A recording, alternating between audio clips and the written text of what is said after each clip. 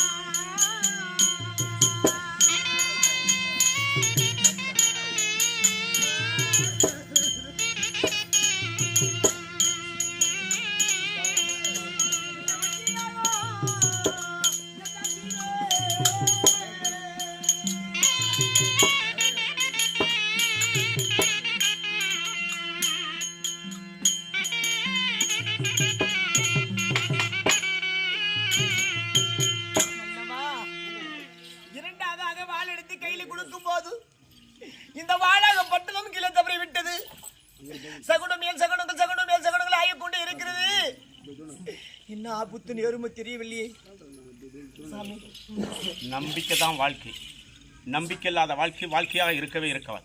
எதை செய்தாலும் நம்பிக்கையோடு செய்தோமையானால் அதில் வெற்றி கிடைக்கும். எப்போ ஒரு மனிதன் சந்தேகப்பட்டு நம்ம பிள்ளையை நல்லா படிப்பானா வேலைக்கு போவானான்னு சந்தேகப்படுறோமா, கண்டிப்பாக வேலைக்கு போக மாட்டான். கண்டிப்பாக இவன் படித்து நல்லவனாக வேலைக்கு சென்று நமக்கு சம்பாதிச்சு போடுவான்னு நினைச்சுப்பாரு. குழந்தையா இருக்கும்போது அது கடைசி வரைக்கும் அப்படியே நினைத்தானால் அவனுக்கு கண்டிப்பாக நமக்கு நல்ல பிள்ளையாக இருந்து நாட்டுக்கு நல்லவனாக இருந்து நம்ம குடும்பத்தை காப்பாற்றணும்.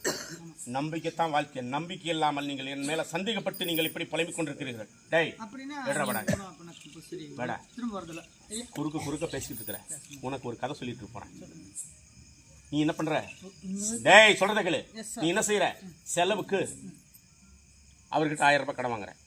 யார்கிட்ட? தம்பி உங்க பேரு? சூர்யா. சூர்யா கிட்ட 1000 ரூபாய். வேணாங்க.